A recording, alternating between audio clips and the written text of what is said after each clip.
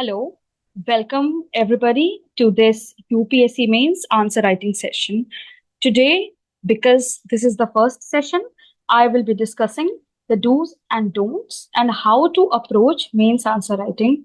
So, if you are an absolute beginner, stay with me. We will lead by an example and I will deal with this year PYQ from GS1 history section. And if you have some experience with answer writing, then for sure you can go and attempt that question and get it evaluated and compare with the model answer. The whole idea is to get acquainted with answer writing so that you are not scared of writing answer, because many a time beginners just get too scared of writing answers. And so the question is right in front of us. Underline the changes in the field of society and economy from the Rig Vedic period to the later Vedic period. This is a PYQ from this year, and it is a 10 marker, which means it has to be answered in around 150 words, which is 2 pages in the means answer booklet. And how to approach such answer is, firstly, divide your component of the answers in 3 parts. First will be introduction, second will be body part, and third will be conclusion.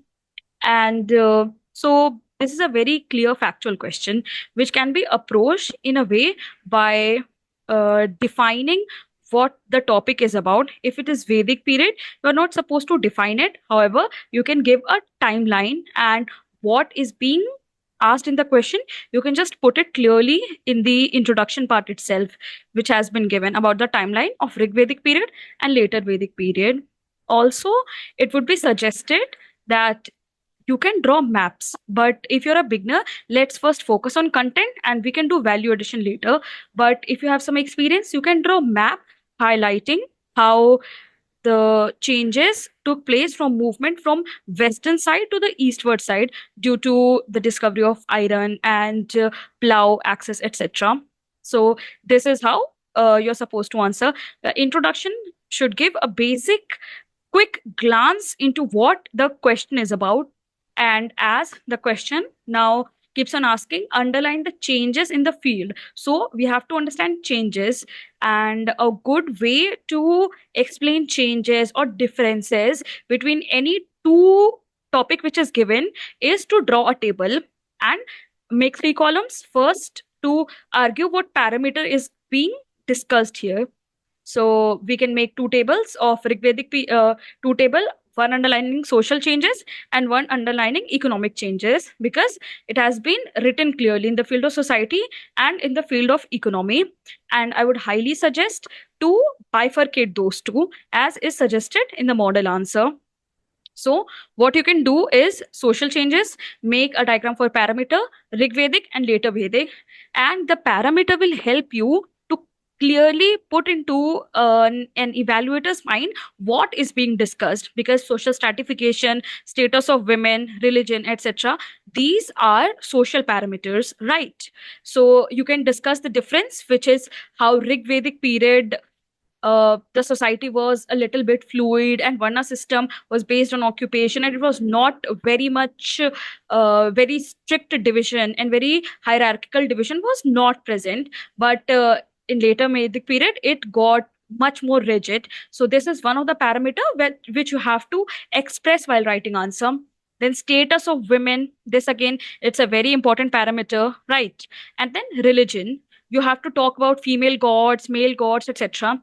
And further, you can write more, but you have to keep in mind that it is a 10 marker and you only got 150 words, which is 2 pages. So, 3 parameter for social, 3 parameter for economic would suffice. And then for economic, very important parameter, which is actually agriculture. You can talk about pastoral economy, how agriculture became dominant in later Vedic. And then you can talk about occupational diversity, land ownership, trade and commerce. I have given for reference 4, but you can very easily deal with 3. It would suffice. And lastly, you have to express yourself by giving a whole summary in a very quick glance. How you have to approach conclusion, which is just what is being asked, the changes, the transition is being asked. So you can just write a small conclusion, which is as you can see on your screen, about the transition mark transformation from semi-nomadic to pastoral society, so semi-nomadic pastoral society to settled agriculture society with complex social and economic structure.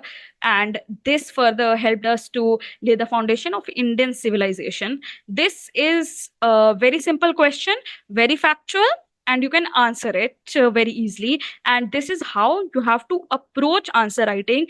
Be very clear in your mind what concepts are being discussed. Okay. And as I have mentioned here, extra edge, whenever you get an opportunity to make maps, do value addition, please do it.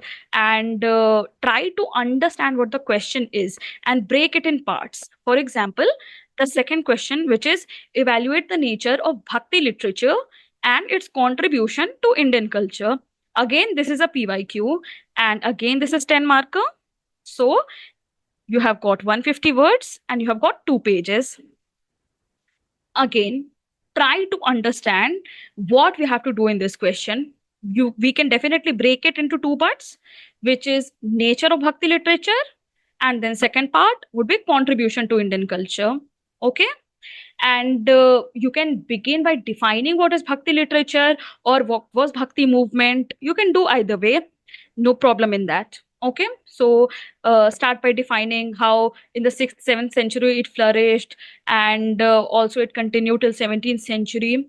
One thing I would highly suggest, if you're dealing with answer especially for history section, please make sure that you have timeline in your mind and mention it in the introduction itself. That is very important. You can now, as I have told, you have to break the question in 2 parts. For the first part, nature of Bhakti literature, 3 points and few subpoints would suffice. Like nature of Bhakti literature, language and form, it was written in vernacular. You have to give example. From this one, we can very easily understand what is the main demand. Firstly, you have to write in points. Secondly, you have to write subheadings. And thirdly, you have to write very small points with examples, and try to give as many examples as possible. If you are not able to find examples, then it's okay. But while you are reading, try to collect all the examples. It will really be beneficial for you. So you can actually understand what is the nature of Bhakti literature. You have to focus on language and form, how it was written in vernacular. New forms of literature emerged like dohas, bijak, abhangas. You have to focus on those aspects. Thematic element of relationship with divine. Example you can give of Mirabai. And then the second part of the question, which is actually the major question, most important, which is contribution to Indian culture. Then you can make points and subpoints as it has been mentioned. Like you can deal with contribution to Indian culture. What composes the culture? What comprises the culture? Religion, society, culture, education, family, etc. All these are part of Indian culture. So you have to try to explain and make subpoints to explain to evaluator. Put your answer forthright and clear. What is being asked? Religious impact, you can obviously say that it was used to challenge religious orthodoxy. You can give examples as well. Similarly, social angle you can give of Ravidas and Akka Mahadevi. You have tremendous example. Keep collecting it. And we are done with those 2 parts. And finally, conclusion. Conclusion is to summarize in a quick way.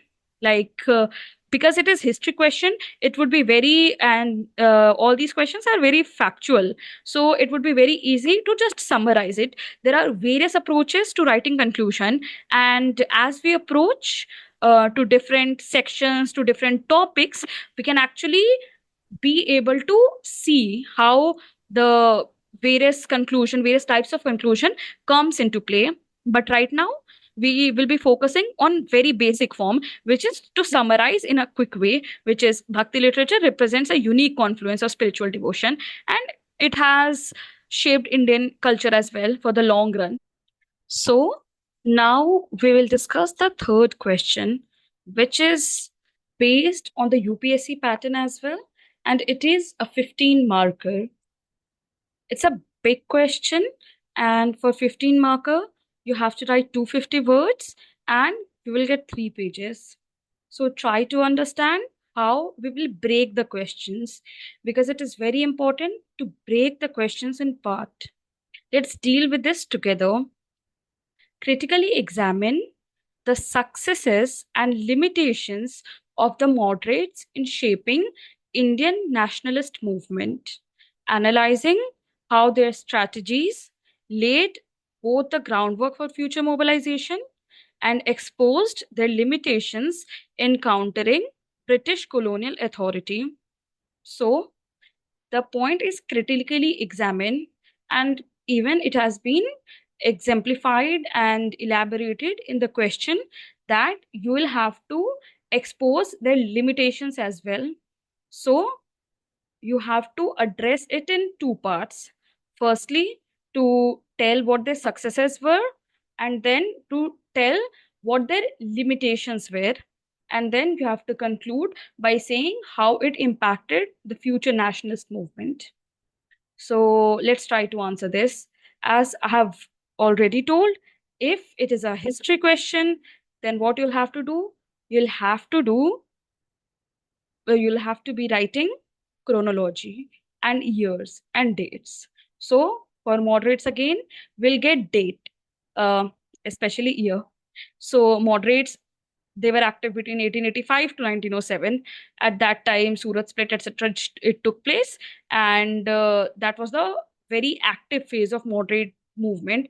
So they were active between 1885 and 1907, and they were the pioneers of Indian National Congress, and the early phase of Indian national movement was shaped by them. And here, instead of nationalist, we can just deal with Indian national movement was shaped by them. Okay, so that's not an issue. And then what will we be dealing with, which is successes of moderates. Firstly, because the question says we have to examine the successes of moderate, we'll have to divide it in subparts, like awakening the Indian national consciousness, and moderates are credited for this. And if you keep brainstorming, you will get other points as well, like they laid the ideological foundation, they laid the organizational foundation, and also political education. For example, drain of wealth theory, economic drain theory by R.C. Dutt, and drain of wealth theory by Dadabhai Naroji. So these are some of the aspects when we are dealing with success of moderates we'll have to keep in mind. Further, you can go even more than what's just written in the model answer. You can go one step further and also include some of the famous works they did, like because of their widespread effort, it led to the passage of Indian Councils Act 1892. So you can talk about that as well, and try to give as many examples as possible. This is just a model answer. With more practice, with more writing and learning from toppers answer, you will be able to better frame points and even gather more points from whatever you study.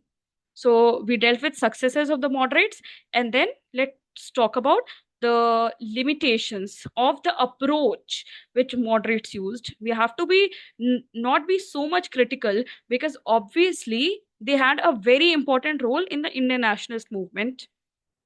Firstly, reliance on British goodwill.